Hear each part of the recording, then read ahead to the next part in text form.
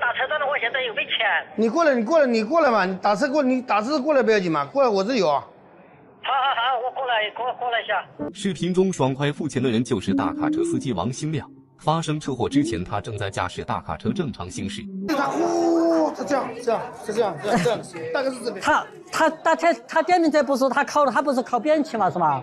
他不是的，他不是从他这倒是你们是他过来的过去是不是？不是啊，是怎么回事？我听到了他撞的。他这个酒喝多了，瞧今天酒喝不一点没用，没有，我看他酒喝多了，是吧？我老早就踩刹车了。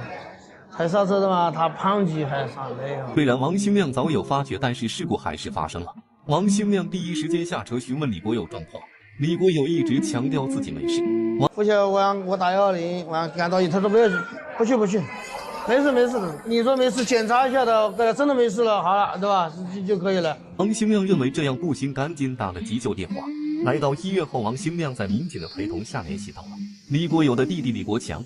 此时躺在急救病房的李国友正在医生的初步检查，检查完后判断是颅内出血，严重的话很可能导致生命危险。医生现在需要赶紧给李国友做进一步检查。弟弟李国强人生中是第一次来到医院，面对一张张的需要做化验的单子，瞬间让李国强没了头绪。他只能按照门口保卫大爷的指点办事，效率十分缓慢。紧赶慢赶，李国友终于被推进了口子里。这时司机王新亮在那边也和民警做了事故判定。根据现场调查，王新亮是没有任何责任的，但是毕竟人是撞到了他的车上，这让他内心十分不放心，便再一次跟随民警来到了医院。弟弟李国强拿着一大堆报告来到门口，交到了保卫大爷的手里。可是谁知李国强却少了一样血液检查报告。王新亮看李国强连基本的检查流程都弄不明白，这让他十分不放心。在交付完钱后，主动留下来协助照顾李国友。当保卫大爷凶李国强怕起他亲属的时候，李国强表示哥哥是个孤寡老人。外面烧大马路嘛，大公路嘛，一个月2000块钱吧，就够掉生活费。听完李国强的介绍，由于李国友的病情需要住院，肯定需要一大笔钱，所以医生担心起了住院费用。因为我们老外科可能想收他，但是怕你们没有什么住院的费用。是王新亮告诉医生不用担心钱的问题，先救命。你那一定要敲，花多少钱一定要敲。要住院的是吧？肯定，不管敲好就算吧，你不敲好怎么办？这边和医生说好后，王新亮又来到了李国友的旁边。难受吧？安心养伤啊，好吧？你只顾睡觉。安排完一切的王新亮就一直在医院等待着。当他听到医生呼喊李国友名字的时候，他连忙跑过去。当听到医生让他付费的时候，也总是爽快的去付钱，这也让李国友的检查流程得到了很快的处理。空闲的时候，王新亮还在一边鼓励李国强，不管来多少，哪怕就是有更好，没有甩锅卖铁也要，对不对？人命关天。假如我有了，我有一线之路也不能去偷懒，对不对？车祸导致李国友脑部受到撞击，他需要每隔几个小时做一次头部抠，方便了解颅内出血情况，进行下一步治疗。这个期间，王新亮一直待在李国友身旁，他并不急躁，反倒一直安慰李国友。给李国友做完检查后，弟弟李国强表示自己明天还要工作，就先回去了。我就过去了，我看我明天看11点钟下班，看有时间能下了班回来。11点钟。面对李国强的坚持离开，王新亮也不好再说什么，便独自撑起了照顾李国友的责任。此时的王新亮成为了李国友唯一的家人。这时脑部会诊医生把王新亮喊到了一边，李国友的结果出来了，需要手术。面对医生的询问，王新亮一再强调自己是李国友的亲戚。可是当医生询问是什么亲属的时候，他回答不上来。是个什么人啊？你讲我啊？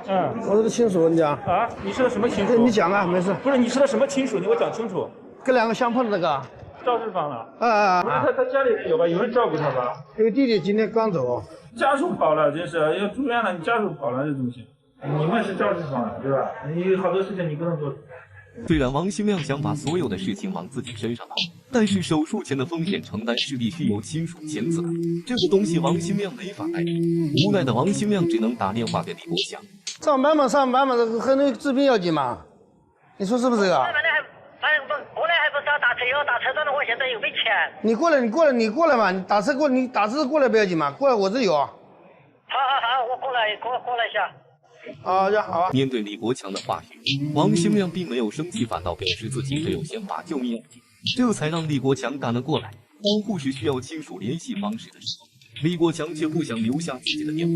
联系人和电话多少？写他的方便那就。你是赵世芳是吧？你是家里人。对对对。最好写家里人。写我的不方便，我那要写你有事要找家里人呢，你怎么听不懂啊？我是我嘛，我是我也写上嘛。王兴亮虽然愿意负责到底，但奈何不是直系亲属，有些事情根本无法完成。安排好了一切，李国友就等着手术的到来。在门口的王兴国劝告李国强：“是真错对的时候，你知道吧？这他好了嘛，就表示大吉了，对吧？花点钱不要急，安心养伤嘛。那怎么办呢？下次酒不能再喝了，再喝要出人命死了。”李国友因自身原因导致了车祸的发生，王兴亮不仅要求他赔偿自己的损失，反倒贴钱贴人尽心尽力救治李国友。如果不是王兴亮的再三要求把李国友拉到医院，那么李国友的后果将会不堪设想。李国友很幸运，他遇到了一位善良有责任心的司机，在危机时刻得到了及时的治疗。让我们一起为善良慷慨的王兴亮点赞。好了，本期事情讲到这就结束了，感谢你的观看，留个关注带你了解更多感动的人和事。